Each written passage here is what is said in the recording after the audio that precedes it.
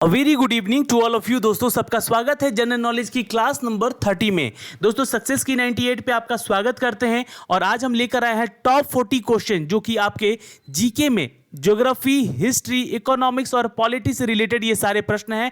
तो हर क्वेश्चन का आंसर देना यहाँ पे आपका इंपॉर्टेंट है। नीचे कमेंट बॉक्स में अपने आंसर्स को कमेंट कीजिएगा। हर क्वेश्चन के बाद आपको 3 सेकेंड का टाइम मिलेगा ताकि वो आपका आंसर यहाँ पे नीचे कमेंट कर सकें। दोस्तों अगर आपको इसका पीडीएफ चाहिए तो हमारे वेबसाइट पे जाएं successkey98.in पे, वहाँ से जाके आप इसका पीडीएफ भी डाउनलोड कर सकते हैं। इसके अलावा आपको लिंक शेयर किया जाता है टेलीग्राम पे इस वीडियो का विथ पीडीएफ, तो प्लीज़ यहाँ पे जाके इसके लिंक के थ्रू आप पीडीएफ डाउनलोड भी कर सकते हैं। दोस्तों चैनल पे अगर आप नए हैं तो प्लीज़ चैनल सब्सक्राइब करें बेल आइकन को दबा के, ताकि हर वीडियो का नोटिफिकेशन हम आप तक सबसे पहले पहुंचा सकें। और क्लास की टाइमिंग तो आपको पता हो ही चुकी होगी, 8:30 बजे रोज हम लेकर आते हैं शाम को ये क्लास, जो कि बहुत ही ज़्यादा इंपॉर्टेंट है। तो चलिए शुरू करते हैं आज का ये सिनारियो। और आज का पहला प्रश्न क्या कहता है, हर क्वेश्चन के बाद 3 सेकेंड का टाइम है आंसर कमेंट करने के लिए नीचे कमेंट बॉक्स में। तो अकबर के शासनकाल के दौरान अदालत की भाषा निम्नलिखित में से कौन सी थी? हिंदी, उर्दू, पर्शियन या अरबिक? चलिए आंसर कीजिएगा नीचे अपने कमेंट बॉक्स में। यहां पे आंसर होता है दोस्तों इट्स अ सी, पर्शियन। नोट कर लीजिएगा, ये क्वेश्चन इंपॉर्टेंट है आपके एग्जाम के पॉइंट ऑफ व्यू से। अगला क्वेश्चन, वल्लभाचार्य ने किस दार्शनिक प्रणाली की स्थापना की थी? तो वल्लभाचार्य जो थे एक फिलोसोफर थे, उन्होंने स्थापना की थी। दोस्तों यहां नोट कर लीजिएगा, आपके पास भी 3 सेकेंड है, आप भी आंसर कीजिए। यहां पे दूसरा का आंसर क्या होगा? तो दूसरे का आंसर होगा सुधा अद्विता की। जी हाँ, सुधा अद्विता की एक यहाँ पे प्रणाली की स्थापना की थी। किन्होंने? तो वल्लभाचार्य ने। अगला क्वेश्चन है कि फतेहपुर सीकरी के इबादत खाना किसने बनवाया था? फतेहपुर सीकरी में इबादत खाना किसने बनवाया था? चलिए ये तो बहुत ही इंपॉर्टेंट प्रश्न है। और दोस्तों क्वेश्चन का लेवल जो है ना थोड़ा सा ऊपर रहेगा, क्योंकि अभी आरआरबी जेई का एग्जाम का डेट अनाउंस हो चुका है, आपको पता होना चाहिए, ठीक है। और जेई में थोड़ा सा लेवल हाई रहेगा इन कंपैरिजन एनटीपीसी। तो थोड़ा सा आप लोग क्वेश्चन को पढ़ के अच्छे से आंसर कीजिएगा। यहाँ पे इनफैक्ट अभी एफसीआई का भी एग्जाम का डेट अनाउंस हुआ है, तो यहाँ पे क्वेश्चन का लेवल जो रहेगा थोड़ा इन सबको लेकर चलेंगे हम लोग, है ना। तो आंसर यहाँ पे होगा दोस्तों इट्स ए अकबर। नोट कर लीजिएगा। अगला क्वेश्चन है कि मोहम्मद गौरी ने निम्नलिखित में से किस शासकों को इनमें सबसे पहले हराया था? चलिए ऑप्शन है पृथ्वीराज सिंह चौहान, जया चंद्रा, विद्याधारा चंडेला या भीमा द्वितीय। तो आंसर यहाँ पे कीजिएगा 3 सेकेंड के अंदर। आंसर होगा आपका इट्स अ डी, भीमा द्वितीय को हराया था सबसे पहले मोहम्मद गौरी ने। अगला क्वेश्चन है कि महज रामनामा को अकबर ने किसकी प्रख्याति दिया था? ऑप्शन है कब दिया था, माफ कीजिएगा, क्वेश्चन है कब दिया था। तो ऑप्शन है 1560 ईस्वी, 1572 ईस्वी में, 1576 ईस्वी में या 1579 ईस्वी में। आपके आंसर यहाँ पे देना बहुत ही इंपॉर्टेंट है, इसलिए नीचे कमेंट बॉक्स में आंसर करते रहिएगा।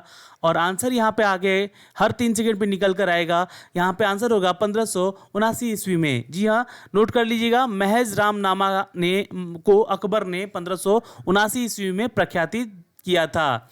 अगला क्वेश्चन है, इनमें से किसे शिवाजी के अस्त प्रधान में शामिल नहीं किया गया था? दोस्तों सारे क्वेश्चन इंपॉर्टेंट होते हैं, तो ये क्वेश्चन है अस्त प्रधान में शामिल नहीं किया गया था शिवाजी के।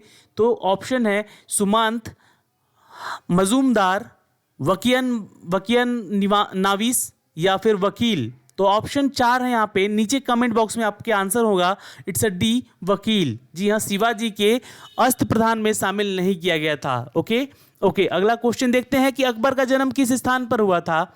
ऑप्शन है दिल्ली, आगरा, अमरकोट या कन्नौज। चलिए तो आप लोग सभी नीचे कमेंट करते रहिएगा हर क्वेश्चन का।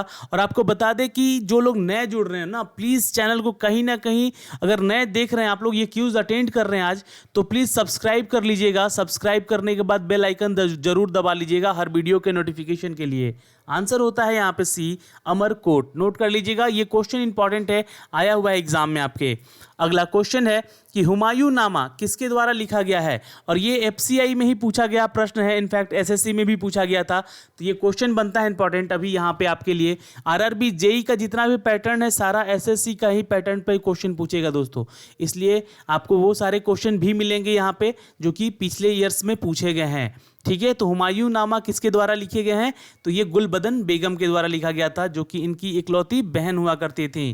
क्वेश्चन नंबर 9 यहाँ पे आंसर कीजिएगा, निम्नलिखित में से किस हिंदू चित्रकार को जहांगीर द्वारा फारस के शाह अब्बास प्रथम के चित्र के लिए भेजा गया था?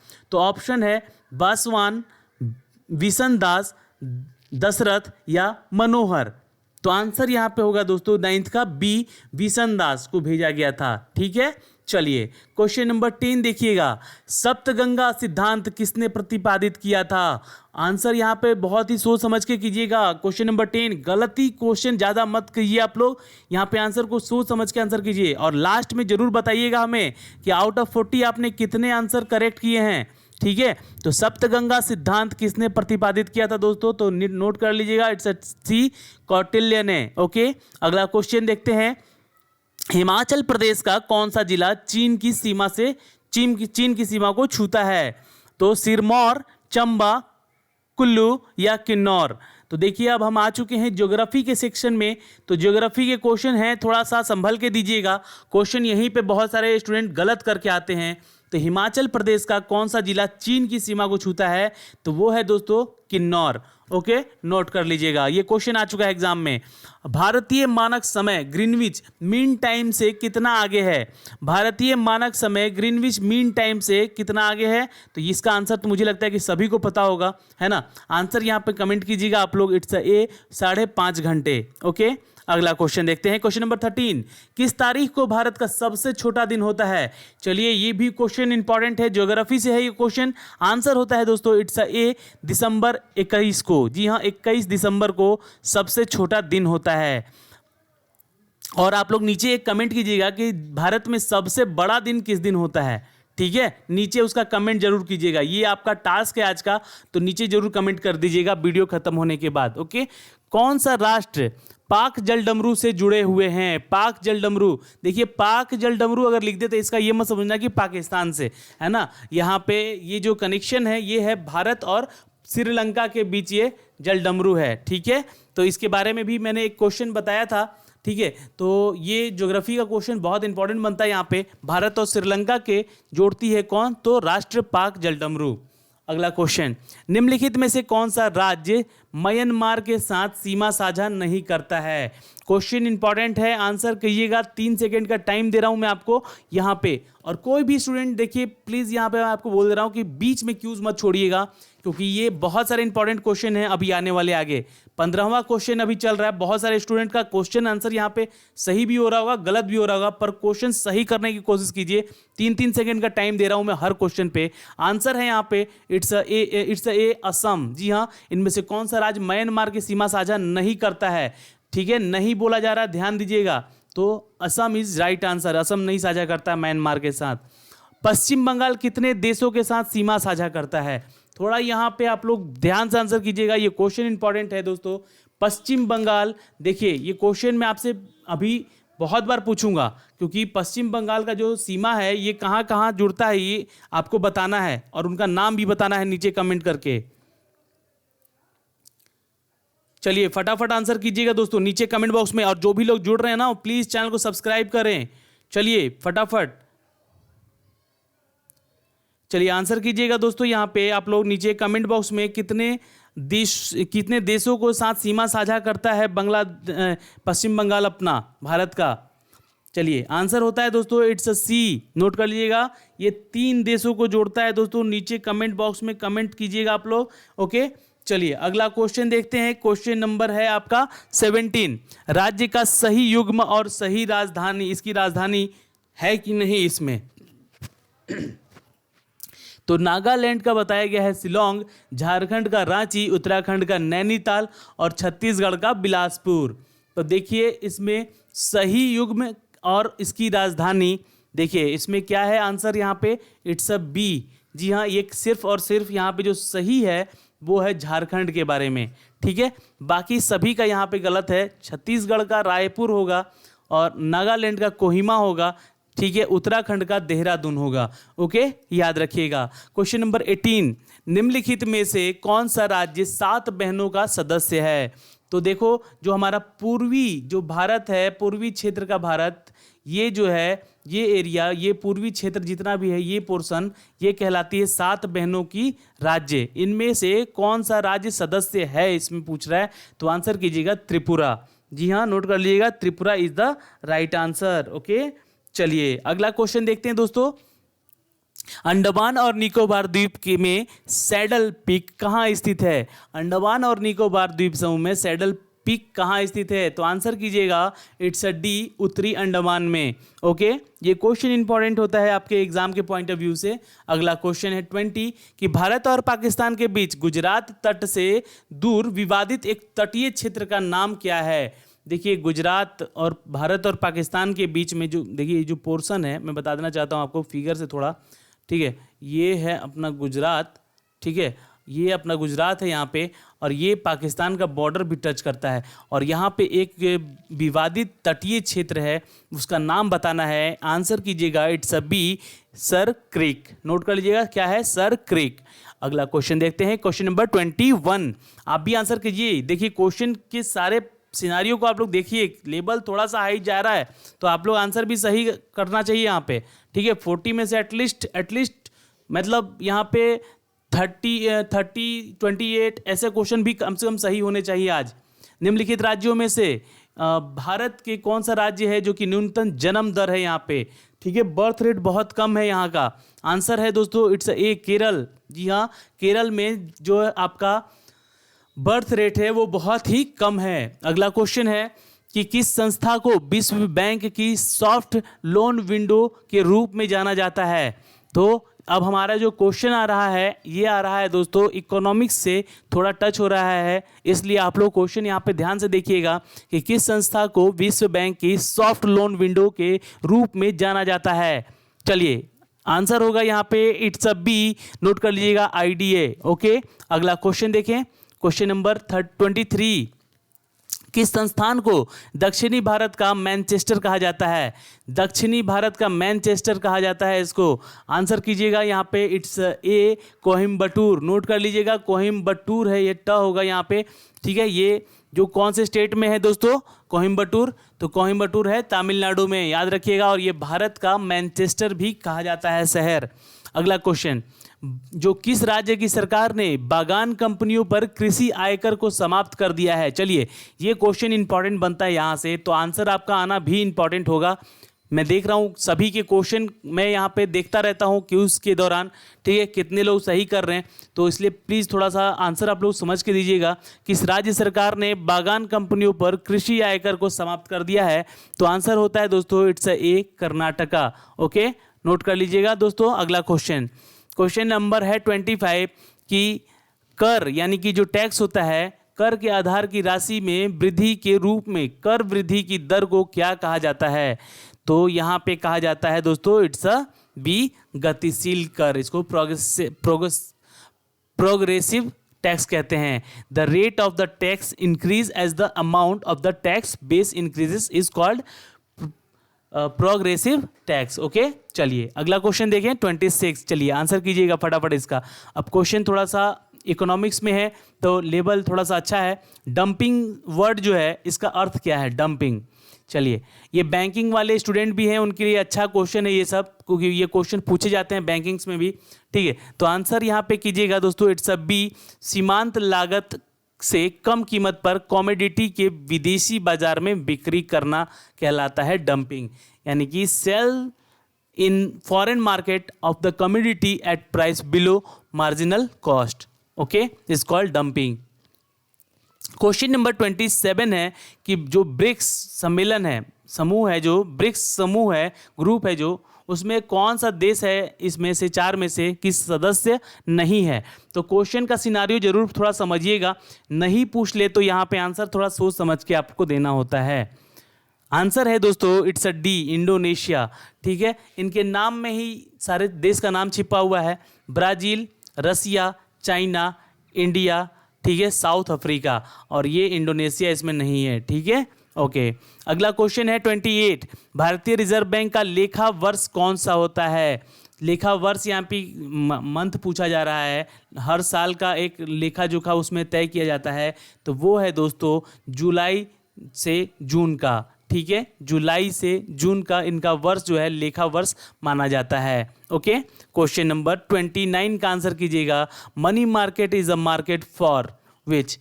Short term fund, long term fund, negotiable instrument, sales और शेयर, सेल्स ऑफ शेयर, यानी कि लघु अवधि फंड, दीर्घ अवधि फंड, परकाम्य लिखित या शेयरों की बिक्री। तो मनी मार्केट कहलाता है दोस्तों, it's a short term fund कहलाता है, यानी कि लघु अवधि का ये फंड होता है। ओके, अगला नंबर क्वेश्चन है 30। आंसर कीजिएगा कि इनमें से किस राज्य में भारत की पहली ग्रीन रेल कॉरिडोर शुरू की गई थी? तो ऑप्शन है कर्नाटक, महाराष्ट्र, हिमाचल प्रदेश या तमिलनाडु। नोट कर लीजिएगा, क्वेश्चन सारे के सारे इंपॉर्टेंट होते हैं एग्जाम में आने के लिए। तो यहाँ पे आंसर होता है दोस्तों डी, तमिलनाडु। दोस्तों इनमें से किस राज्य में भारत की पहली ग्रीन रेल कॉरिडोर शुरू की गई थी? तो आंसर होता है डी, तमिलनाडु। और तमिलनाडु की राजधानी क्या है दोस्तों? It's a Chennai. ओके, अगला क्वेश्चन देखते हैं। Question number 31। किस अनुच्छेद के तहत भारत के राष्ट्रपति वित्तीय आपातकाल की घोषणा कर सकते हैं? तो ये क्वेश्चन आ चुका है पॉलिटी से, तो यहाँ पे आंसर कमेंट कीजिएगा जल्दी से, फटाफट 31 का आंसर कीजिए। हर 3 सेकंड के बाद आपको आंसर कर देना होता है। और दोस्तों मेरे भाई बंधुओं जो भी यहाँ पे सब्सक्राइब कीजिए चैनल को, नए जुड़ रहे हैं तो। ओके, अगला क्वेश्चन का आंसर है कि इट्स सी, आर्टिकल 360 में भारत के राष्ट्रपति वित्तीय आपातकाल की घोषणा कर सकते हैं। अगला क्वेश्चन है कि भारत के राष्ट्रपति द्वारा उच्च सदन जो है राज्यसभा का, वो कितने सदस्यों में को नामित किया जा सकता है? तो भारत के राष्ट्रपति द्वारा उच्च सदन के कितने सदस्य को नामित किया जा सकता है? तो आंसर होता है यहाँ पे 12। याद रखिएगा, ये क्वेश्चन मैंने आपको पहले भी बताया है। अगला क्वेश्चन है 33 का। निम्नलिखित में से किस संशोधन को भारत के मिनी संविधान के रूप में भी जाना जाता है? तो ये कौन सा अमेंडमेंट है यानी संशोधन है जिसे मिनी संविधान के रूप में भी जाना जाता है? काफ़ी बड़ा है ये, तो आंसर कीजिएगा 42वां। ये क्वेश्चन मैं पिछली क्लास में भी पूछ चुका हूँ आपसे, है ना। अगला क्वेश्चन नंबर 34 का आंसर कीजिएगा। इनमें से कौन है जो कि मौलिक कर्तव्य के तहत नहीं आता है? तो ये क्वेश्चन है अब मौलिक अधिकार से। देखिए हर सेक्शन में जो पॉलिटी का आपका क्वेश्चन होता है उसमें मौलिक अधिकार के क्वेश्चन में आपको एटलीस्ट बता ही देता हूँ, क्योंकि यहाँ से क्वेश्चन पूछे जाते हैं। ठीक है, तो आंसर यहाँ पे कमेंट कीजिएगा दोस्तों, इट्स अ डी, यानी कि भाषण और अभिव्यक्ति की स्वतंत्रता के लिए रक्षा के लिए जो मौलिक कर्तव्य है वो उसके तहत नहीं आता है। ओके, नहीं आता है क्वेश्चन में था। ओके, अगला क्वेश्चन 35 जो है कि भारत के आकस्मिक निधि के संरक्षक कौन है? चलिए आंसर इसका कीजिएगा, ये तो क्वेश्चन बहुत इंपॉर्टेंट है। Who is the custodian of contingency fund of India? तो आंसर है it's C, the president of India, यानी कि भारत के राष्ट्रपति। ओके, आकस्मिक निधि के संरक्षक करते हैं यानी कि रक्षा करते हैं। ओके, चलिए क्वेश्चन नंबर हम देखेंगे 36। आंसर कीजिएगा आप लोग सभी कि भारतीय संसदीय प्रणाली में वोट पर खाता कितने महीनों, है ना, कितने महीनों यानी कि चुनाव के वर्ष के छोड़कर अगर देखा जाए तो मान्य है। तो भारतीय संसदीय प्रणाली में वोट पर खाता जो है वो दोस्तों आपके 2 महीने के लिए ये वैलिड रहता है। ओके, अगला क्वेश्चन देखें 37। एक व्यक्ति को भारत के राष्ट्रपति के रूप में कितनी बार निर्वाचित किया जा सकता है? तो आंसर होता है दोस्तों डी, कभी नहीं। ठीक है, आंसर होगा कभी नहीं। ठीक है, ये एक व्यक्ति को भारत के राष्ट्रपति के रूप में कितनी बार निर्वाचित किया जा सकता है? तो ये आंसर होगा कभी नहीं। ठीक है, ध्यान से आंसर कीजिएगा इसका। भारत के राष्ट्रपति के रूप में कितनी बार निर्वाचित किया जाता है? भारत के राष्ट्रपति के रूप में कितनी बार एक व्यक्ति को? तो एक सिर्फ एक ही बार वो बनता है राष्ट्रपति, उसके बाद वो कभी नहीं बनता है। ठीक है, ये क्वेश्चन था यहाँ पे। चलिए अगला क्वेश्चन है कि निम्नलिखित में से किस प्रावधान को संसद में विशेष बहुमत की आवश्यकता है? ये क्वेश्चन इंपॉर्टेंट है, आंसर कीजिएगा दोस्तों, इट्स ए, मौलिक अधिकारों में बदलें। ठीक है, change in the fundamental rights, ये है जो प्रावधान जिसमें संसद में विशेष बहुमत की आवश्यकता अभी फिलहाल है पार्लियामेंट में। ओके, अगला क्वेश्चन, राष्ट्रीय आपातकाल घोषित करने के लिए भारत के राष्ट्रपति द्वारा किस अनुच्छेद का उपयोग किया जा सकता है? तो आंसर कीजिएगा दोस्तों यहाँ पे इट्स अ बी 352वें आर्टिकल का। ओके, तो राष्ट्रीय आपातकाल घोषित करने के लिए भारत के राष्ट्रपति द्वारा जो आर्टिकल 352 है उस अनुच्छेद का उपयोग किया जा सकता है। ओके, चलिए क्वेश्चन नंबर 40 दोस्तों, भारत के संविधान के किस संशोधन ने उच्च न्यायालय के न्यायाधीशों की सेवानिवृत्त की आयु 60 से 62 वर्ष तक बढ़ाकर कर दी गई थी? तो ये क्वेश्चन इंपॉर्टेंट है, आंसर कीजिएगा यहाँ पे इट्स अ सी 15वीं। ठीक है, भारत के कौन से संविधान के संशोधन में? तो 15वीं संशोधन में उच्च न्यायालय के न्यायाधीशों की जो एज लिमिट थी उसको 60 से 62 वर्ष तक बढ़ा दी गई थी। तो दोस्तों आशा करते हैं कि जितने भी प्रश्न यहाँ पे आप कर पाए हैं तो उनमें से एटलीस्ट आप लोग यहाँ पे नीचे आशा करते हैं कि 35 प्लस क्वेश्चन सही किए होंगे। और जो लोग नहीं भी कर रहे ना तो वो प्लीज़ डीमोटिवेट ना होए, क्योंकि अभी थोड़ा टाइम है, क्यूज़ अटेंड करते रहें, सुधार जरूर आएगा। क्योंकि क्वेश्चन सारे के सारे एक ही चैप्टर से होते हैं, मतलब हर एक चैप्टर के होते हैं, तो वो घूम फिर कर आपको क्वेश्चन मिलेंगे ही मिलेंगे। जितना सिलेबस है उस सिलेबस में रिपीटेड क्वेश्चन बहुत पूछे जाएंगे, तो इसलिए प्रीवियस ईयर के अभी क्वेश्चन हम अपने क्यूज़ में डालते हैं। तो आप लोगों से रिक्वेस्ट है कि रोज़ शाम को 8:30 बजे बिना नोटिफिकेशन आए एक बार चैनल पे ज़रूर आ जाएं, मंडे टू सैटरडे। ठीक है, तो आज के सिनारियो में हमारे साथ बने रहें, इसका बहुत बहुत धन्यवाद। वीडियो को लाइक करके जाइएगा और वीडियो को शेयर कीजिएगा, एटलीस्ट उनके लिए जो कि दूर दराज गाँव में बैठ के अपनी पढ़ाई की तैयारी कर रहे हैं। बाय बाय, टेक केयर, ध्यान रखिएगा अपना।